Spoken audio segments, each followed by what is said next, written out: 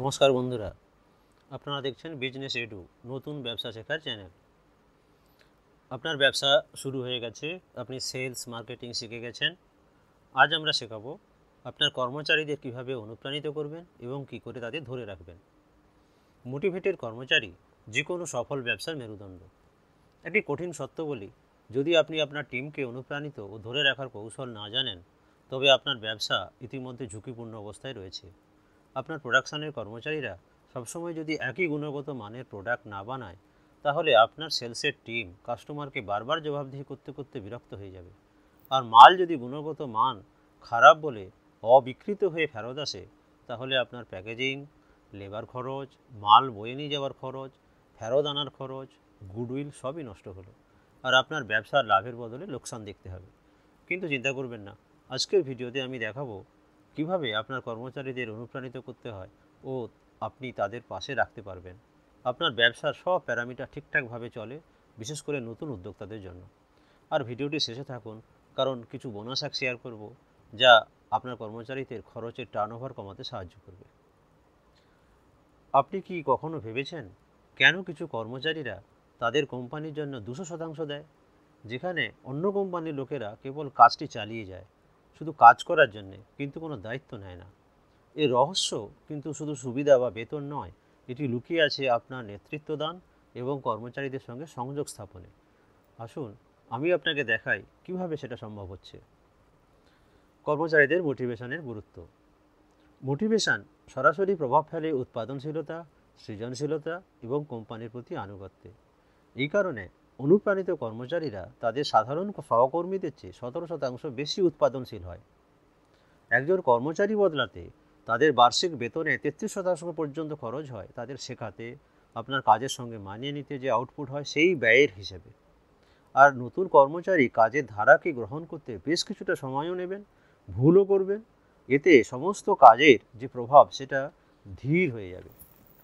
সহজ কথায়, আপনার কর্মচারীদের অনুপ্রাণিত রাখা কেবল তাদের জন্যই ভালো নয়, এটি আপনার ব্যবসার জন্য অত্যন্ত লাভজনক। একটি মোটিভেশন ব্যর্থতা আপনাদের সঙ্গে শেয়ার করছি।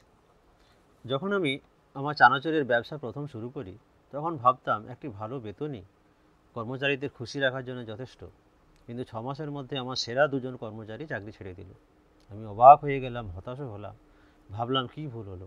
তারপর বুঝতে পারলাম আমার ব্যবসা বাড়ানোর উপর এতটাই মনোযোগ দিয়েছিলাম যে আমি আমার টিমের কথা শোনার সময় পাইনি। তারা উপেক্ষিত এবং অতিরিক্ত কাজের চাপে ছিল, বা লোক বাছাই করার সময় হয়তো আমারই ভুল ছিল, বা তাদের আমার ব্যবসার জন্য কোনো দায়বদ্ধতাই তৈরি হয়নি। এই অভিজ্ঞতা আমাকে একটা কঠিন শিক্ষা দিল। কর্মচারীরা কোম্পানি ছেড়ে যায় না, তারা ম্যানেজার ছেড়ে যায়।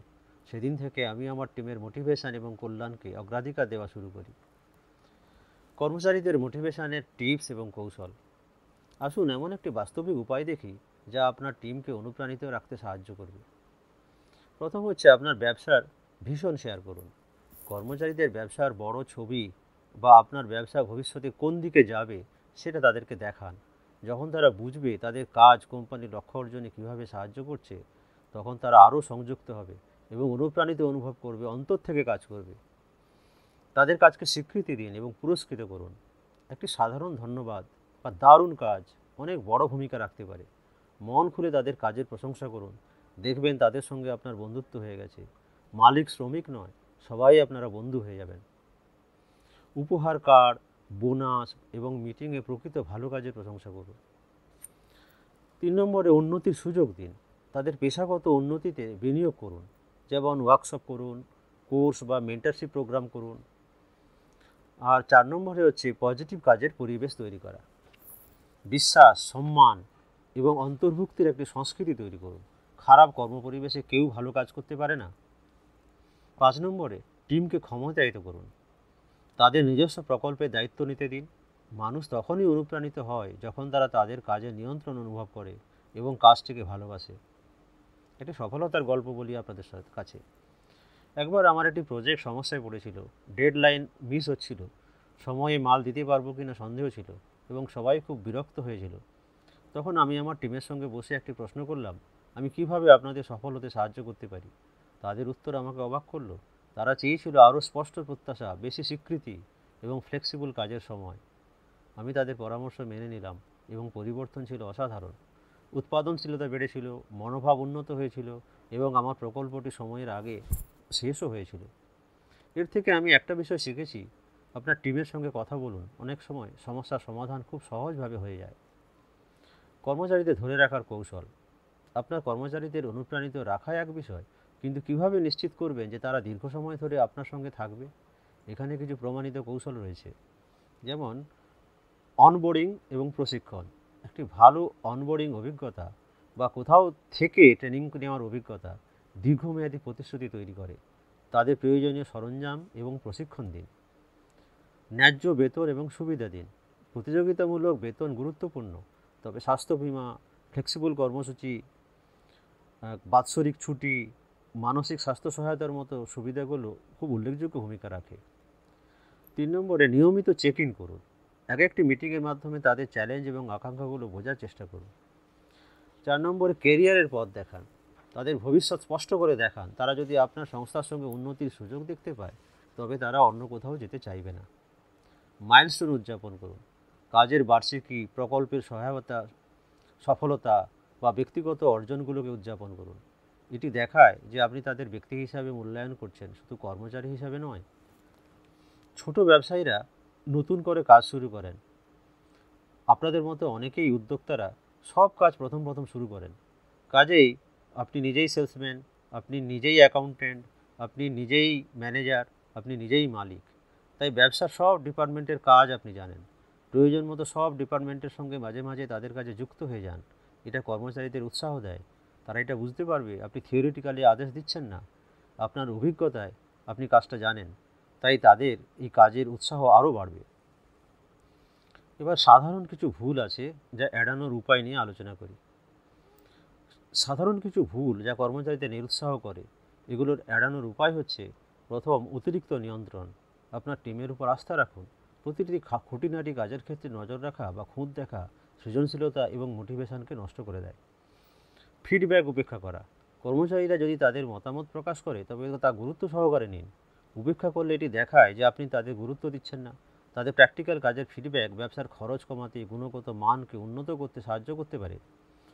কর্মচারীদের অতিরিক্ত কাজ দেওয়া। বার্ন আউট একটি বাস্তব সমস্যা।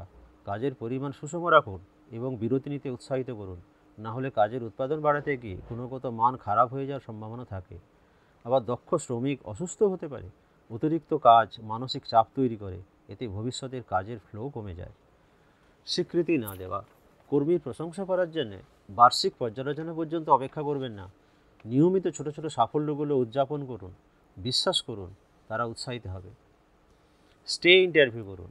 এখন আসি বোনাস হাকের কথায়। এক্সিট ইন্টারভিউর মতো নয়, যেখানে আপনি জানতে চান কেউ কেন চাকরি নিয়ে ভাবছে। স্টে ইন্টারভিউর মাধ্যমে বোঝার চেষ্টা করুন কেন কর্মচারীরা আপনার সঙ্গে থাকতে পছন্দ করে এবং তাদের ছেড়ে যাওয়ার কারণ কী কী হতে পারে। উদাহরণস্বরূপ জিজ্ঞাসা করুন, আপনি এখানে কাজ করার সবচেয়ে মজার দিক কী মনে করেন, বা আমরা কিভাবে আপনার অভিজ্ঞতা আরও ভালো করতে পারি। তাদের ফিডব্যাক আগেই গ্রহণ করে আপনি এমন একটি কর্মক্ষেত্র তৈরি করতে পারবেন যেখানে কর্মচারীরা সহজে থাকতে চান।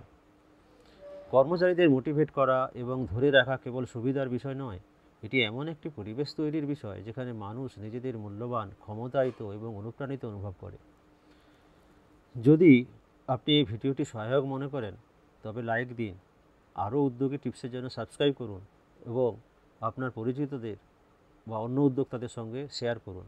কমেন্টে জানাতে ভুলবেন না আপনার টিমকে মোটিভেট করতে আপনি কোন কৌশল ব্যবহার করবেন। পরবর্তী ভিডিওতে দেখা হবে। ভালো থাকবেন সবাই। দেখতে থাকুন বিজনেস এডু। কর্মচারীদের উপর বিনিয়োগ করুন আর আপনার ব্যবসা নিজে থেকে এগিয়ে যাবে। ধন্যবাদ।